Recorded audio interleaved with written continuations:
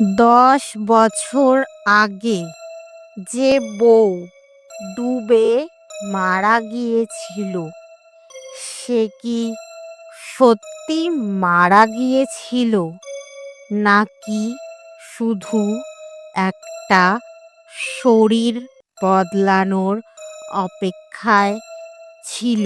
আমাদের আজকের গল্প পুকুর পাড়ের সন্ধ্যা। গ্রামের নাম হরিপুর। মানচিত্রে খুঁজলে পাওয়া যাবে না, অথচ এই গ্রামে এমন কিছু ঘটনা ঘটে যা শুনলে শহরের লোকেরাও রাতের ঘুম হারায়। গ্রামের শেষ প্রান্তে একটা পুরনো পুকুর, চারপাশে ঝোপঝাড়, শ্যাওলা ধরা জল, আর সন্ধ্যা নামলেই অদ্ভুত এক নিস্তব্ধতা। সবাই একে বলে শ্রাপিত পুকুর, কিন্তু মেঘলা এসব কথায় বিশ্বাস করত না। মেঘলা বয়স বড়জোর 20, কলেজে পড়ে। শহর থেকে গ্রামে এসেছে মামা বাড়িতে থাকতে। প্রতিদিন বিকেল গড়িয়ে সন্ধ্যা নামলেই সে পুকুর পাড়ে যায়। প্রথমে সবাই ভেবেছিল প্রকৃতি ভালোবাসে বলেই যায়, কিন্তু ধীরে ধীরে ব্যাপারটা বদলাতে শুরু করলো। প্রথম কয়েকদিন মেঘলা চুপচাপ পুকুরের ধারে বসে থাকতো, জল ছুঁয়ে দেখত, কখনো পুকুরের মাঝে তাকিয়ে থাকতো অস্বাভাবিক দীর্ঘ সময়। তার চোখে তখন একটা অদ্ভুত শূন্যতা দেখা যেত। একদিন সন্ধ্যায় গ্রামের বুড়ি লক্ষ্মী বলল, এই মেয়েটা পুকুরের দিকে এমন করে তাকায় কেন? ওখানে তো ভালো কিছু নেই। মেঘলার মামি হেসে উড়িয়ে দিল, শহরের মেয়ে প্রকৃতি দেখছে। কিন্তু সমস্যা শুরু হলো রাতে। এক রাতে মেঘলার চিৎকারে পুরো বাড়ি জেগে উঠল। ঘুমের মধ্যে সে বিছানায় বসে অজানা ভাষায় কথা বলছে। গলা ভারী, কণ্ঠস্বর যেন নিজের নয়। মুই ফিরে আসছি, জল ঠান্ডা, খুব ঠান্ডা। ভাষাটা বাংলা নয়, কিন্তু শুনলে গায়ে কাঁটা দেয়। মামা গিয়ে ধরে ঝাঁকিয়ে দিল। মেঘলা সঙ্গে সঙ্গে থেমে গেল। চোখ খুলে অবাক হয়ে বলল, আমি কি কিছু বলেছি? পরের দিন সে কিছুই মনে করতে পারল না। এরপর থেকে প্রায় রোজই একই ঘটনা। কখনো সে হাসে, কখনো কাঁদে, আবার কখনো ফিস ফিস করে বলে, ওরা আমাকে ডাকে। গ্রামের লোকেরা এবার ফিসফিস শুরু করলো, কূপটা মনে আছে তো? হ্যাঁ, 10 বছর আগের কথা।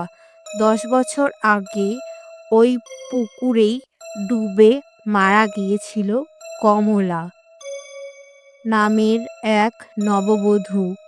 বিয়ের 6 মাসও হয়নি। শ্বশুর বাড়ির অত্যাচারে এক সন্ধ্যায় পুকুরে ঝাঁপ দিয়েছিল। লাশ পাওয়া গিয়েছিল 3 দিন পর। লোকেরা বলে কমলার চোখ খোলা ছিল, ঠোঁটে অদ্ভুত হাসি।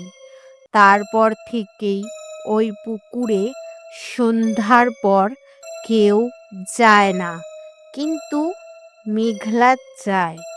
এক সন্ধ্যায় গ্রামের ছেলে রতন লুকিয়ে দেখছিল মেঘলা পুকুরের ধারে দাঁড়িয়ে কার সঙ্গে কথা বলছে, অথচ সামনে কেউ নেই।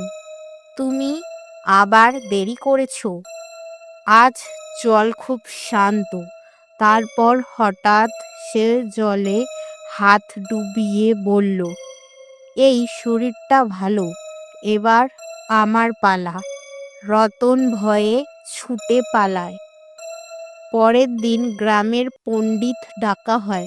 পণ্ডিত মেঘলাকে দেখেই বললেন, এই মেয়ের ওপর ছায়া পড়েছে, পুকুরের ছায়া। সেই রাতে মেঘলাকে পুকুরে যাওয়া থেকে আটকানো হয়, ঘরে তালা দেওয়া হয়, কিন্তু মাঝরাতে তালা নিজে থেকেই খুলে যায়। সবাই ছুটে গিয়ে দেখে মেঘলা নেই।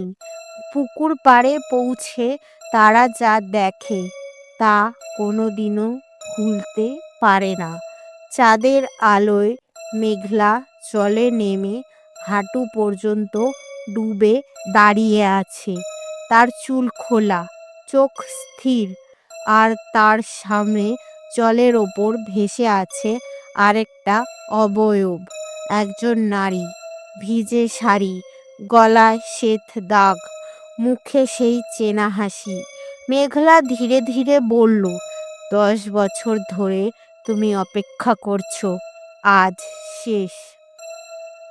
হঠাৎ সে ঘুরে তাকালো, তার চোখ আর নিজের নেই, কণ্ঠস্বর দুটো একসঙ্গে কথা বলছে, এখন আমরা এক। জল টানতে শুরু করলো, লোকেরা চিৎকার করলো, দৌড়ালো, কিন্তু কেউ পুকুরে নামতে সাহস পেল না। জল কালো হয়ে উঠল, এরপর একটা তীব্র চিৎকার, তারপর সব শান্ত। পরদিন সকালে পুকুরের ধারে শুধু মেঘলার জামা পাওয়া গেল, লাশ আর পাওয়া যায়নি। তারপর থেকে গ্রামের লোক বলে, সন্ধ্যায় যদি পুকুর পাড়ে যাও, জলের ধারে যদি এক মেয়ে বসে থাকতে দেখো, ভেবে নিও সে মেঘলা নয়, সে অপেক্ষা করছে আরেকটা শরীরের জন্য।